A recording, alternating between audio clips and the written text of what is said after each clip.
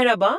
Bugün elimizde Bekir Karadeniz'in kaleminden çıkan Gürani Doğan'ın yaşamını ve şiirlerini inceleyen metinler var. Yani Anadolu Aleviliği gibi köklü, sürekli de dönüşen bir geleneğin içinden bir sese kulak vereceğiz. Gürani Doğan.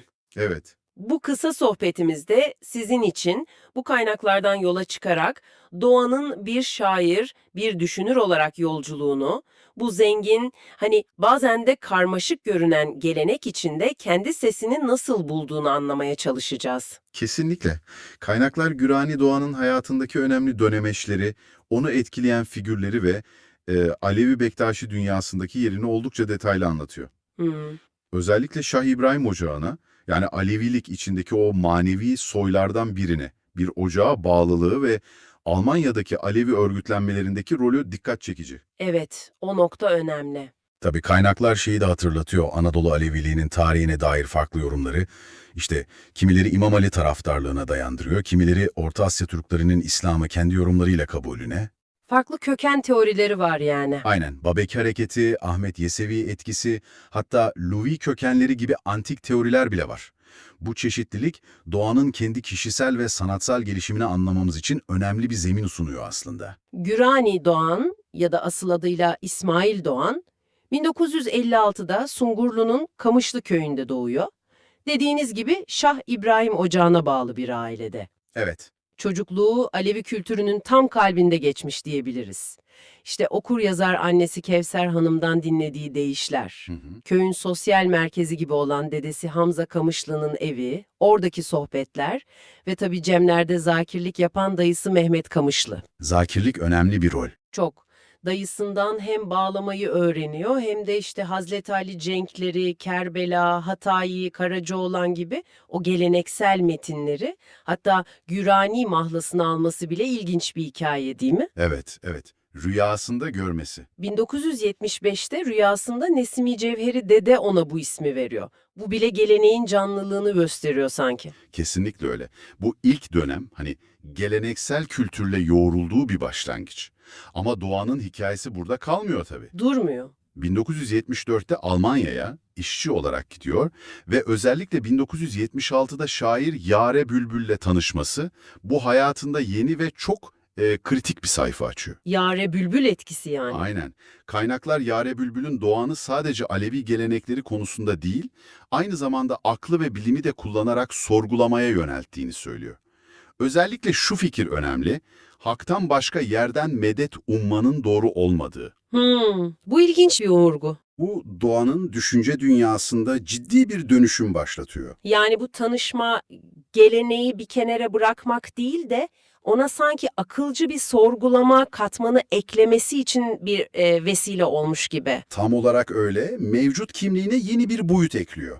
Ve bu yeni bakış açısı, Gürani'nin Almanya'daki Alevi toplumunun örgütlenmesindeki aktif rolüyle birleşiyor. Harekete geçiyor yani. Evet, sadece düşüncede kalmıyor. 1980'lerden itibaren dernekleşme faaliyetlerinde, 1989'da Hacı Bektaş Veli Kültür ve Yardımlaşma Derneği kurucularından. Cemleri daha görünür kılmaya çalışıyor, kurslar düzenliyor. Semah, bağlama kursları. Evet, yani sadece bir şair değil, aynı zamanda bir toplum örgütçüsü kimliği de kazanıyor. Eserleri de bunu yansıtıyor.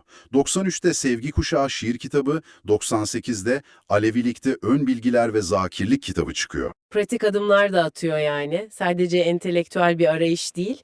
Bu örgütlenme çabaları o dönem Almanya'daki Alevi toplumu için de çok önemli adımlar olsa gerek. Kimliği korumak, aktarmak adına. Kesinlikle. Ve bu süreç bizi doğanın dördüncü aşamasına getiriyor. Kaynaklara göre artık aklı ve bilimi inanç ve duygu dünyasıyla daha bilinçli bir şekilde harmanladığı bir döneme giriyor. Sentez dönemi gibi. Evet, Işık Şiirleri adlı çalışması bunun bir ürünü olarak görülüyor. Şiirlerinden bazı örnekler bu evrimi çok net gösteriyor aslında. Mesela bir yandan sevgi üstüne şiirinde diyor ki, dinleyen olursa eğer sözümüz sevgi üstüne, gönlümüz herkese açık, özümüz sevgi üstüne. Geleneksel değerlere bağlılık. Çok net bir sevgi vurgusu. Ama diğer yandan da şunu diyebiliyor, doydum masallara, hikayelere, aklımı bilime taktım yürüdüm. Veya şu dizede çok çarpıcı, dünya malı için gam çekmiyorum, bilimin, tekniğin kârı yetiyor. Bu çok doğrudan bir ifade. Akıl ve bilime net bir gönderme. Aynen öyle. Yani köklerinden besleniyor ama aynı zamanda geleneği sorguluyor. Onu akıl ve bilimle, evrensel değerlerle sevgi, tüm canlıların yaşam hakkı, küresel kardeşlik gibi buluşturuyor. Bu hem Alevi geleneğinin içindeki o dinamizmi, hem de bireyin bu gelenek içinde kendi özgün yolunu nasıl bulabildiğini gösteren dikkat çekici bir örnek bence. Bu denge gerçekten etkileyici. Hem köklere bağlılık hem de evrensele, akla açık bir duruş sergilemek.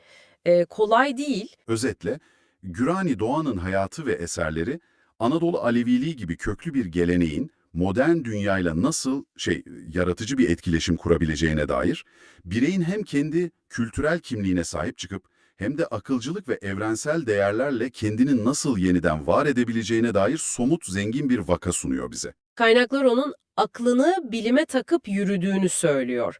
Bu ifade dediğiniz gibi yolculuğunun bir özeti adeta. Peki Gürani Doğan örneğinde olduğu gibi köklü gelenekleri modern düşünceyle, bilimle, evrensel değerlerle birleştirmek, günümüzün bu kadar karmaşık, sürekli değişen kültürel kimlikleri arasında yol bulmaya çalışan bizler için acaba ne gibi yeni kapılar aralayabilir? Hmm.